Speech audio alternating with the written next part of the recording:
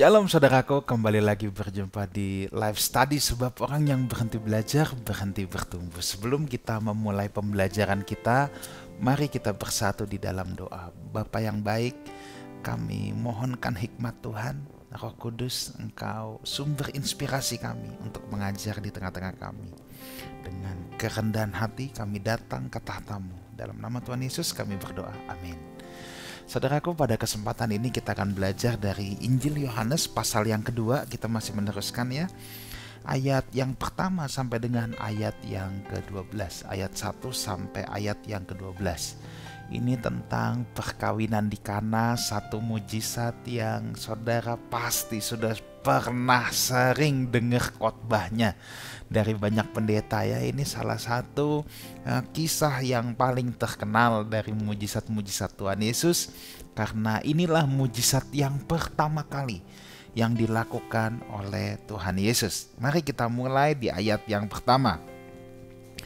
Pada hari ketiga ada perkawinan di Kana yang di Galilea dan ibu Yesus ada di situ. Nah, Galilea itu seperti sebuah wilayah, saudara, seperti sebuah provinsi.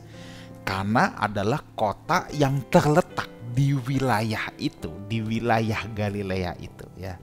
Ya, contohnya kalau misalnya dikatakan Jawa Barat, kan kotanya banyak. Cirebon Jawa Barat, Bandung Jawa Barat, kira-kira seperti itu ya. Nah, jadi karena itu berada di Galilea. Nah, Yesus memulai pelayanannya memang di daerah Galilea. Peristiwa ini kata Alkitab dicatat terjadi pada hari yang ketiga. Dan ini adalah mujizat yang pertama. Ayat yang ke-11, kita loncat sebentar ya, saya hanya ingin menunjukkan mujizat yang pertama. Hal itu dibuat Yesus di Kana yang di Galilea sebagai yang pertama. Ya, sebagai yang pertama dari tanda-tandanya. Oke, jadi ini adalah mujizat yang pertama. Saudara, saya percaya satu hal gini. Bukan sebuah kebetulan kalau mujizat yang pertama ini Tuhan lakukan di event pernikahan. Ini bukan sebuah kebetulan. Tuhan memilih lokus, tempat, situasi di mana Dia melakukan mujizat, memberikan tanda-tanda pertama kalinya adalah pernikahan. Hal ini memang menunjukkan bahwa pernikahan adalah lembaga ilahi. Saya harus katakan lembaga ilahi, sebab pernikahan itu nggak pernah datang dari idenya manusia. Pernikahan itu datang dari idenya Tuhan. Pernikahan itu bukan bisanya manusia. Pernikahan itu original buatan Tuhan. Itu sebabnya standar-standar dalam pernikahan pun harus standar Tuhan. Sebab ini idenya Tuhan, nilai-nilainya standarnya juga harus standar Tuhan. Kalau Tuhan bilang Adam dan Hawa, laki-laki dan wanita, ya laki-laki dan wanita, jangan Adam dan Tono. Ya. Atau Hawa dan Susi, nggak bisa. Adam dan Hawa, standarnya pun Tuhan yang menetapkannya. Jadi Tuhan itu sangat menghormati pernikahan, saudara. Ya. Itulah sebabnya orang percaya harus menghormati pernikahan. Bahkan hubungan Kristus dengan jemaat, nanti kalau kita belajar di kitab Efesus, Tuhan pun melambangkannya dengan pernikahan. Berarti betapa pentingnya itu pernikahan, saudara. Betapa pentingnya itu pernikahan. Sampai Tuhan juga kalau bicara tentang hubungan Kristus dengan jemaat, itu pernikahan. Makanya saya percaya ini tidak kebetulan, saudara ya. Makanya selalu saya katakan pernikahan adalah lembaga pertama yang Tuhan jadikan di bumi ini. Gereja belum ada, negara belum ada, yang pertama ada adalah pernikahan. Ya. Jadi jangan sampai ada di antara kita yang menganggap pernikahan itu rendah, tidak menganggap penting pernikahan atau meremehkan pernikahan, tidak. Pernikahan harus kita taruh di tempat yang tinggi, ini idenya Tuhan dan kita harus menghormati pernikahan. Ayat yang kedua, Yesus dan murid-muridnya diundang juga ke perkawinan itu. Nah, nanti kalau kita lihat ayat yang ketiga, ibunya juga ada. Yesus, murid-murid dan ibunya juga diundang. Tetapi tidak ada catatan siapa yang mengundang? Kita nggak tahu ya. Lalu tidak ada catatan kehadiran Yusuf di sana. Nah, memang menurut para sejarawan bahwa Yusuf sudah meninggal sejak Yesus belum dibaptis, belum mulai pelayanan. Persisnya kapan kita tidak tahu ya. Kita tidak tahu juga kenapa Yusuf meninggal ya, tetapi yang jelas tidak ada catatan kehadiran Yusuf di sini. Tentunya Yusuf dan Maria tidak bercerai ya saudara ya. Jangan mikir, oh itu udah cerai kali, pastor. Enggak ya. Tetapi memang menurut para ahli Yusuf sudah meninggal sejak Yesus sebelum mulai pelayanan ya. Kita nggak tahu apakah ketika Yesus umur 10 tahun, 12 tahun atau berapa, kita nggak tahu ya. Oke. Nah, tetapi yang di sini yang saya mau beri catatan, ketika ada pernikahan sungguh menyenangkan Yesus ada di sana ya. Adalah sebuah kebahagiaan, sebuah kehormatan, sebuah kesenangan kalau Yesus ada di sana ketika ada pernikahan itu. Aplikasi bagi kita hari ini adalah apa? Pastikan Yesus hadir dalam rumah tangga saudara. Pastikan Yesus hadir dalam kehidupan pernikahan kita saudara ya. Itu yang harus kita pastikan, bahwa Yesus ada di sana. Ada banyak orang memastikan banyak hal yang lain, tetapi tidak memastikan Yesus ada di sana. Kalau mau merit harus punya rumah dulu. Nggak salah punya rumah. Tapi jangan sampai rumah bisa kau pastikan, Yesus tidak kau pastikan. Ini masalah, saudara. Ini masalah. Yesus hadir dalam pernikahan itu sesuatu yang membahagiakan. Kalau rumah tangga saudara mau bahagia, saudara pastikan Yesus hadir di pernikahan Bapak Ibu saudara sekalian. Ayat yang ketiga. Ketika mereka kekurangan anggur, ibu Yesus berkata kepadanya, mereka kehabisan anggur. Rupanya ada kekurangan dalam pesta perkawinan itu. Saudara, dalam hidup pernikahan kita bisa saja ada kekurangan-kekurangan saudara ya. Tetapi semuanya akan aman kalau Yesus ada di sana ya. Saya memahami tidak ada kehidupan pernikahan yang sempurna. Semua pasti punya masalah, semua pasti punya kekurangan-kekurangan dalam hidup pernikahannya.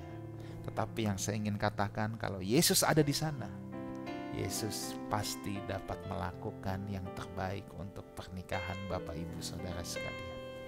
Ya, kita nggak perlu khawatir kalau Yesus ada di pernikahan kita. Kalau nggak ada, itu yang masalah. Akhirnya karena kekurangan-kekurangan yang ada, bubar pernikahan kita. Ya, nah kan banyak orang begitu saudara. Orang yang sampai bilang, aku mau bercerai, aku mau bercerai. Pasti itu bukan karena kejadian satu malam. Itu udah tumpukan-tumpukan bola salju saudara yang terus menggelinding. Intinya apa? Ada yang lag dalam pernikahan mereka. Dan masalahnya Yesus tidak ada di sana. Makanya ya udah bubar saudara ya. Nah, di sini kita lihat ibu Yesus berkata kepadanya mereka kehabisan anggur. Ibu Yesus kasih tahu Yesus. Nah, ayat kata-kata ini seringkali ya dijadikan dalil atau dasar bahwa tuh makanya kalau mau minta sama Yesus mintanya sama Maria ibunya. Yesus nggak enak nolaknya. Nah itu tuh salah satu dasarnya dari sini saudara ya. Tapi di sini luar biasa, Maria tidak suruh orang beli anggur. Nah, jadi rupanya ini memang kita tidak tahu siapa yang mengundang, tapi rupanya mereka ini yang jelas orang-orang istimewa dalam pesta ini. Maria tidak menyuruh orang beli anggur, tapi ia datang ke sumbernya. Nah, menarik di sini saudara. Maria kan belum pernah lihat mujizat kan? Saat ini loh, ya. Ini kan baru mujizat pertama. Tapi ingat, Maria yang melahirkan Yesus. Dia yang punya pengalaman loh. Disamperin Gabriel, disamperin malaikat, segala sesuatu apa yang terjadi, bahwa anak ini dikandung dari Roh Kudus, Maria yang tahu.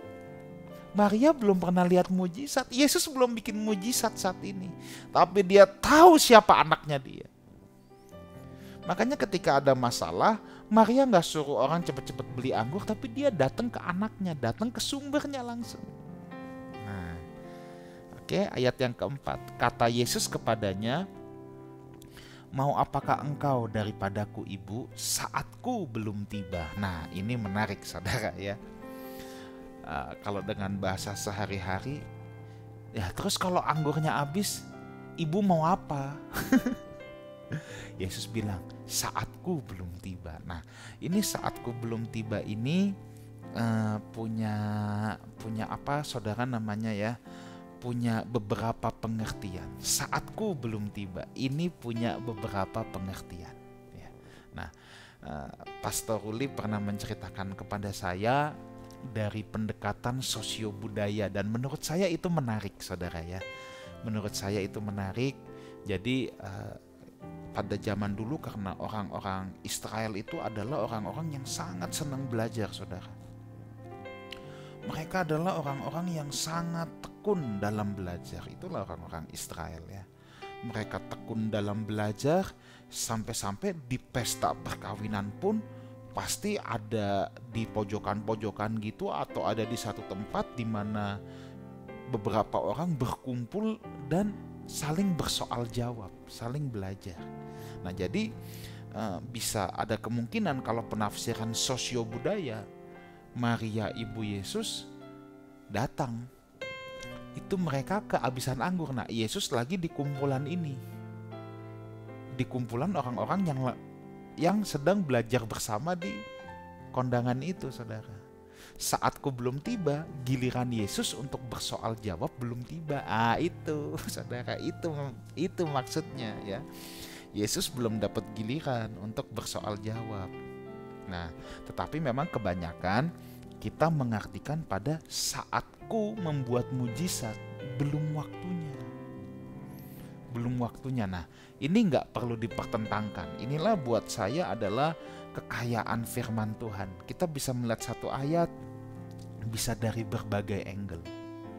Dan ini dua-duanya bisa benar menurut saya. Dan tidak ada yang menyalahi kaidah hermeneutika juga atau kaidah penafsiran Alkitab. Makanya kalau kita memahami satu ayat A, kita nggak boleh kaku dan berpikir orang lain yang memahami selain saya itu salah. Enggak, belum tentu. Karena dua-duanya kan masih ada dalam konteks. Beda kalau menafsirkan Alkitab yang dilepaskan dari konteks. Contoh, 30, 60, 100 kali lipat. Ini uang kolektor. Kasih 1 juta, dikembalikan 100 juta. Lah, ini namanya memperkosa ayat Alkitab. Konteksnya itu benih yang ditabur, bukan uang kolektor, bukan mau dagang sama Tuhan. Kasih teri mau tangkep kakap, kan gak begitu, saudara. Nah, kalau ini masih dalam konteks apa yang saya kemukakan tadi, dari sosio budaya, bisa saja memang giliran Yesus belum tiba untuk bersoal jawab, tapi juga bisa kita lihat ya Yesus merasa bahwa ini belum tiba waktunya untuk dia bikin mujizat. Ayat yang kelima, Ibu Yesus nggak banyak berdebat, tetapi Ibu Yesus berkata kepada para pelayan, "Apa yang dikatakan kepadamu, buatlah itu." Ibu Yesus nggak A, B, C, sama Yesus berkata saatku belum tiba, tapi Ibu Yesus langsung samperin para pelayan bilang, kalau orang itu Yesus anakku, suruh apa-apa, nurut aja, taat saja. Menarik di sini, Maria suruh pelayan bersiap-siap. Maria punya iman di sini. Maria punya iman, dia tahu, dia punya conviction, keyakinan diri, keyakinan hati bahwa Yesus akan melakukan sesuatu. Oh, itu hebatnya Maria, saudara ya. Dia yakin Yesus akan melakukan sesuatu. Ayat 6. Di situ ada 6 tempayan yang disediakan untuk pembasuhan menurut adat orang Yahudi. Masing-masing isinya 2-3 buyung. Yesus berkata kepada pelayan-pelayan itu, "Isilah tempayan-tempayan itu penuh dengan air." Dan mereka pun mengisinya sampai penuh. Lalu kata Yesus kepada mereka, "Sekarang cedoklah dan bawalah kepada pemimpin pesta." lalu mereka pun membawanya. Di sini kita bisa lihat para pelayan pokoknya taat aja. Mereka berani loh bawa ke pemimpin pesta. Itu air saudara, itu air. Tapi mereka punya satu kata, T-A-A-T, taat. Nggak ngerti juga taat. Nah, tetapi yang saya mau soroti di sini, bukankah Yesus baru saja berkata, saatku belum tiba? Beberapa saat kemudian, kita nggak tahu nih, apakah setengah jam, 1 jam, 15 menit, 20 menit, kan nggak dijelaskan lebih lanjut. Beberapa saatnya tuh kita nggak tahu saudara ya. Tetapi baru saja Yesus berkata saatku belum tiba, beberapa saat kemudian Yesus langsung memerintahkan sesuatu untuk membuat mujizat. Nah again, kalau dari sisi sosio budaya, oh giliran Yesus udah tiba, terus Yesus pamit dulu sama orang-orang, tunggu ya, aku kesana dulu. Tapi giliran dia bersoal jawab, giliran Yesus ngomong udah kebagian. Nah, tapi mari kalau dari sisi penafsiran yang satu lagi ya, saya mau menjelaskan di sini bahwa kalau tadi kita mengerti saatku belum tiba, artinya saat Yesus membuat mujizat itu belum tiba saudara ya, belum tiba. Nah jadi gimana cara mengartikan ayat ini? Nah dengar baik ini saudara, buat saya ayat ini menyimpan sebuah kebenaran yang sangat hebat tentang waktu Tuhan. Tentang waktu Tuhan. Saudara, secara singkat saja ya, Tuhan itu bergerak dalam aineos, kekekalan. Tidak ada ujung, tidak ada akhir. Dari kekal sampai kekal, itulah waktunya Tuhan. Makanya Tuhan gak punya kemarin, Tuhan gak punya besok. Waktunya Tuhan selalu present now, itu aineos. Nah kalau saudara dan saya hidup dalam urutan-urutan waktu yang disebut dengan kronos dalam bahasa Yunani. Kalau Tuhan aineos, kita kronos. Nah dari kata kronos ini muncul kata kronologi. Kronologi. Nah makanya kita punya urutan-urutan waktu. Ada kemarin, ada besok, lahir kapan, meninggal kapan, semua punya urutan kronologi. Ketika waktu Tuhan adalah ketika aineos mau menerobosi waktu manusia yang adalah kronos. Ini yang saya sebut dengan momentum. Atau bahasa yang saudara pasti sering dengar adalah kairos. Kairos, waktunya Tuhan. Di sini yang saya mau sedikit menggelitik kita semua untuk membuat perenungan. Seringkali orang berkata gini, kita tunggu waktunya Tuhan. Saudara, waktunya Tuhan selalu now, is always present.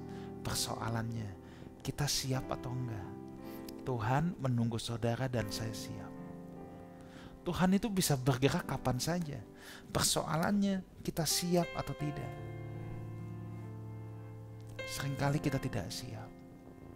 Seringkali saya menyadari aku enggak siap Tuhan. Seringkali kita bisa melewati banyaknya momentum dalam hidup ini. Ketika Tuhan melawat, kita nggak tahu. Ketika ada momentum terjadi dalam hidup kita nggak tahu, kita nggak sadar. Maka kita harus selalu peka. Mata rohani kita harus selalu tercelik, telinga rohani kita harus selalu mendengar, supaya kita tahu kapan saat Tuhan bergerak. Tuhan selalu siap saudara ya. Tapi Tuhan menunggu anak-anaknya siap. Dan ketika Tuhan melihat anak-anaknya sudah cukup nih yang siap, Tuhan bergerak. Itu seperti peselancar kita. Peselancar itu tidak bisa atur kapan ombak datang. They just need to be ready. Waktu ombak datang dia main langsung.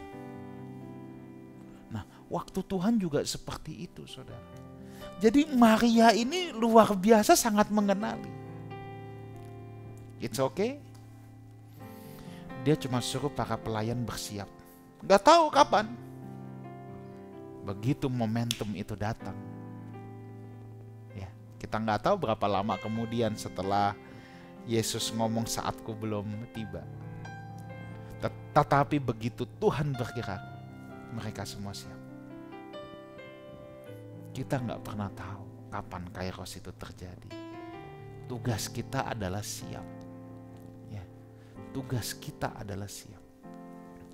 Jadi jangan pernah menjadi kendor, menjadi lemah dalam menantikan Tuhan. Tugas kita itu siap, saudara. Tugas kita itu nggak ada yang lain, siap, bersiap-siap. Nah, ya.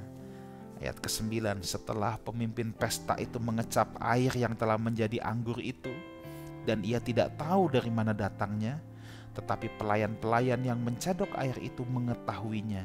Ia memanggil mempelai laki-laki dan berkata kepadanya, setiap orang menghidangkan anggur yang baik dulu, dan sesudah orang puas minum, barulah yang kurang baik. Akan tetapi engkau menyimpan anggur yang baik sampai sekarang.